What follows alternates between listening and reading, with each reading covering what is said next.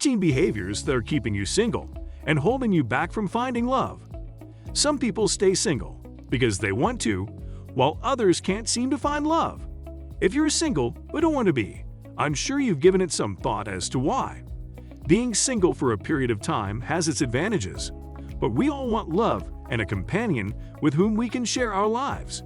At the same time, no one sets out to be single for the rest of their lives. While many people focus on physical appearance when dealing with dating issues, personality traits and behavioral issues are far more damaging to boyfriend prospects. Here are 13 things that will keep you single for the rest of your life. 1.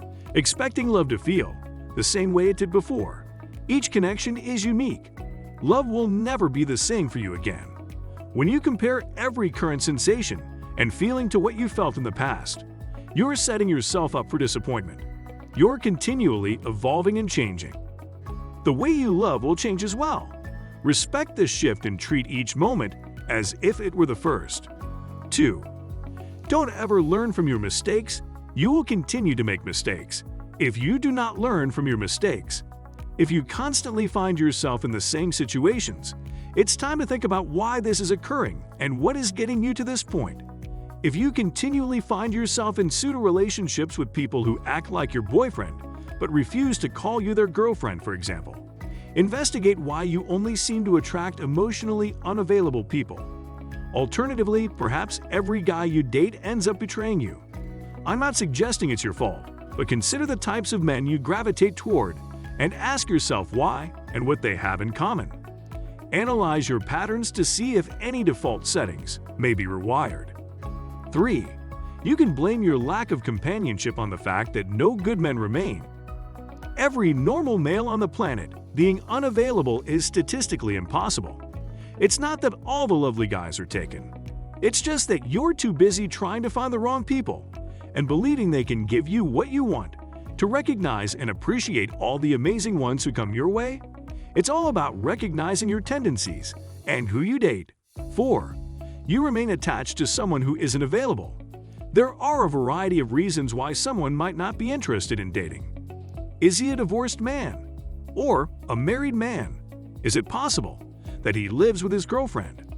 Holding on to such a person, while fully aware that you are shared with someone else, exhibits the lowest type of self-love, which will not bring you where you want to go. 5. Have unreasonable expectations. When it comes to finding a spouse, we all have our own set of requirements. Some are reasonable, while others are absurd. We don't know ourselves as well as we believe we do, and what we think we desire isn't always what we actually require. If you asked me to define my ideal woman when I was single, I would have said the complete opposite of who I ended up marrying, and I recognize that marrying that type of woman would have been disastrous. You'll be astonished at what can happen if you try to connect with him as a person rather than judge if he possesses all of the attributes you desire. 6. Being a toxic date. Toxic dates are always whining. They're the ones who always point the finger at you. They can always make it someone else's fault by reversing the situation. They have a tendency to exaggerate their reactions in the face of adversity. They'd be you if all of this sounds familiar. People that are toxic drain a lot of energy. Toxic people aren't sexy, no matter how attractive or successful they appear on the outside. 7. Your attitude. It's all about your attitude about life and how you handle yourself.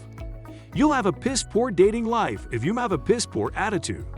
It's impossible to disguise a bad mood that won't go away, because it pervades every element of your behavior, from your conversational tone to your body language. It's extremely off-putting. It's fine to take a break from dating to figure out why you're constantly angry or aggressive. Before you get connected with someone else, you should always concentrate on yourself. 8. Expressions on your face. Many people are blind to their own facial gestures and how they appear to others. That isn't inherently a bad thing. Some folks are simply comfy in their own heads. Resting bitch face, on the other hand, can be a major deterrent for others if you're seeking to meet new people. When you are doing routine tasks, practice having a happy expression on your face. You don't have to have a huge grin on your face all of the time.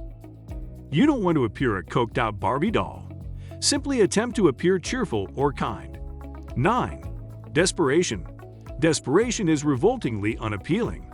It causes you to overlook negative characteristics in others while accepting correctable character defects in yourself. You should never be so depressed that you're eager to fling yourself at anyone who has a pulse. No guy wants to introduce you to his friends as the needy girl who flirted with him relentlessly as if her last 2 eggs were about to explode in 60 seconds. 10. Don't try to look your best or take care of yourself. For men and women, attraction works in different ways. A woman's attraction to a man can be based on his intrinsic attributes. Men must be emotionally and intellectually attracted to a woman, but they will never get there if there isn't already a powerful and established physical attraction. You shouldn't put your health on hold only to attract or keep a partner. Do it because it will make you feel better about yourself, which will open the door to a lot of nice things in life other than a relationship. 11. Low self-esteem. When you do not like yourself, how can you expect others to like you? Surely you possess characteristics that others would admire. When you don't love or respect yourself, it's easy to see, and it may come to the point where you're just humiliated to watch. Confidence is scorching. It's irresistible.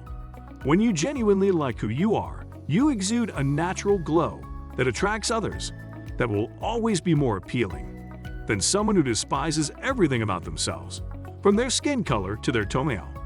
12. Overanalyze everything. Analyze his writings, what he said, how he stood, and how he spoke. You can't be present or real when you overanalyze. You're in strategy mode, and no matter how stealthy you believe you are, a guy can always pick up on your vibe, which is unsettling. Instead of constantly being on the lookout for clues as to where he stands, consider why you feel the need to date defensively. What are you attempting to protect, and how can you let go of the fear that is keeping you from doing so? 13. On social networking, you're still connected to past lovers. The question of whether you can ever truly be friends with an ex is still debatable, but that's not what we're talking about here. Some relationships will always have more importance than others, and it might be tough to truly move on if you were the one who was wounded. Seeing visual evidence of the person who broke your heart completely can keep you returning to that place. Stop stalking your ex on social media if you truly want closure and the kind of healing that will allow a new relationship to develop. Move on by pressing the unfollow or hide button.